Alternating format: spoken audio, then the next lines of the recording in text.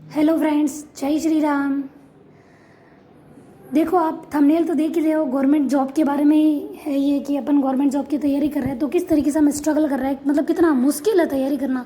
लेकिन देखो, एक बात मैं आपको बोलना चाहूँगी कि अपन लोग जो ये चीज़ सोचते हैं ना कि यार परिस्थिति ख़राब है, किस तरीके से तैयारी करें, सब मैनेज करना पड़ता है, बच्चों को संभालना बहुत मुश्किल हो जाता है। ये चीज़ मैं खुद समझ सकती हूँ क्योंकि मैं भी मतलब इसी दौर से गुजर रही हूँ ना कि तैयारी तो अपन करने की सोच लेते हैं और कोशिश भी करते हैं, ऐसा नहीं कोशिश नहीं करते, लेकिन बच्चों को संभालते हुए थोड़ा मुश्किल हो जाता है। तो देखो, ऐसा नहीं है कि मैं नहीं संभालती। आपने मेरे कई वीडियो में देखा है कि मैं लगभग अपना टाइम बच्चे के साथ स्पेंड करती हूँ।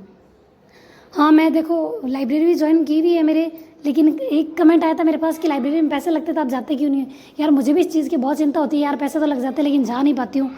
लेकिन देखो, मैं सब चीज़ बैलेंस करते हुए चलने की कोशिश पूरी करती हूँ कि लाइब्रेरी देखो, ऐसा कभी कभी मेरे साथ होता है कि मैं जैसे पैसे जमा करवा देती हूँ, लाइब्रेरी की फीस जमा करवा दी तो सोचती हूँ कि जाऊँगी कंटिन्यू जाऊँगी, आराम से जा पाऊँगी अब। लेकिन ऐसा होता है कि उसी समय ऐसा कोई काम हो जाता है कि 5-7 दिन 10 दिन ऐसा होता है मैं कंटिन्यू जा नहीं पाती।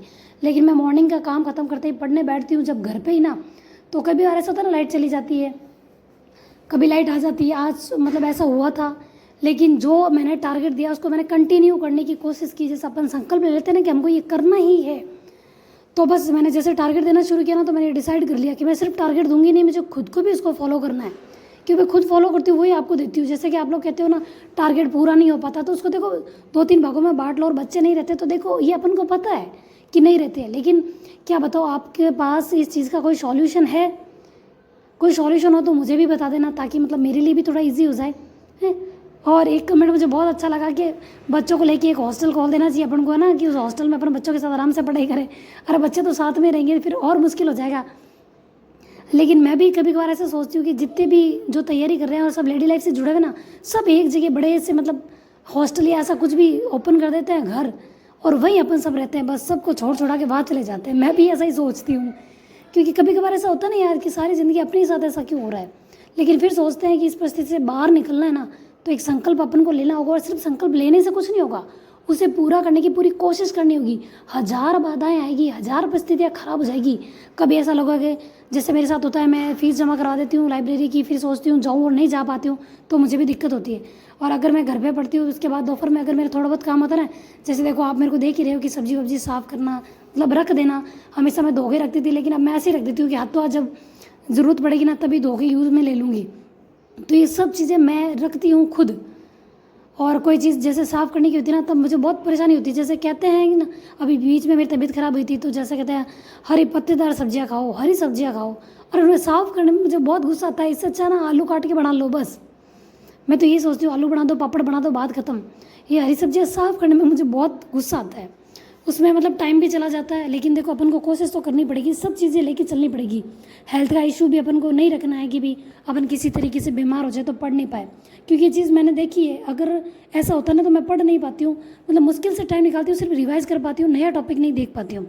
लेकिन देखो, सारी परिस्थितियाँ कंटिन्यू अपनी लाइफ में आती रहेगी। वो कहते हैं ना, देखो आप ये चीज़ सोच के देखो, मुसीबत आना नहीं छोड़ रही, वो अपना काम ईमानदारी से कर रही है। तो आप भी अपना काम ईमानदारी से करोगे, कितना भी खराब दिन निकल जाए ना तो भी हम 2 घंटे तो पक्का पढ़ेंगे, भले ही पुराना रिवाइज ही क्यों ना करना पड़े। बस यही संकल्प ले लो कि पढ़ूंगी मैं डेली, चाहे थोड़ा पढ़ूँ, कम टाइम मिले, भले ही मुझे पुराना रिवाइज ही करने को इतना ही टाइम मिले, नया नहीं पढ़ पाऊँ। जैसे कि अपन देते ना टारगेट, तो उसमें नया डेली नया टारगेट देती हूँ। और वैसे मैं सोचती हूँ भाई थोड़ा पढ़े लेकिन अच्छा पढ़े, और वो इतना हमको याद होना चाहिए। तो बस अगर किसी दिन वो नहीं हो ना, तो नए टॉपिक का सिर्फ एक पेपर पढ़ लो। कोई भी नया टारगेट आपको दिया है तो सिर्फ एक पेज पढ़ लो, आधा पेज पढ़ लो, और बाकी पुराना रिवाइज कर लो। जिस दिन कम टाइम मिले उस दिन इस तरीके से कर लो। लेकिन देखो, मैं भी आपके सामने हूँ, मैं भी सब कुछ लेके चलती हूँ ना। आप लोग सोचते हो कैसे मैनेज कर रही हूँ, मतलब देखो बोलना बहुत आसान होता है, जैसे आपको लग रहा होगा क्या है बोल ही रही है, करते हैं तब पता चलता है। मैं भी करके ही दिखा रही हूँ आपको कि सब कुछ बैलेंस भी करती हूँ, पढ़ाई भी करने की कोशिश पूरी करती हूँ, और कुछ चीज़ें मैं याद भी करती हूँ। जैसे मैं लाइब्रेरी से घर आ गई कि भी बच्चा रो रहा था तो मेरे पास फ़ोन आ गया, तो मैंने कहा चलो ठीक है घर चले जाते हैं, क्योंकि मैंने बोल रखा है कि मैसेज या कॉल कर दिया करो, मैं तुरंत घर आ जाऊँगी। और कभी कभार उसको जिद हो जाती है कि मुझे खाना नहीं खाना, खाना नहीं खाना, तो मुझे आना पड़ता है। और मतलब होता है ना यार, बच्चे ये 2-3 साल के बच्चे बहुत ज़िद्दी होते हैं।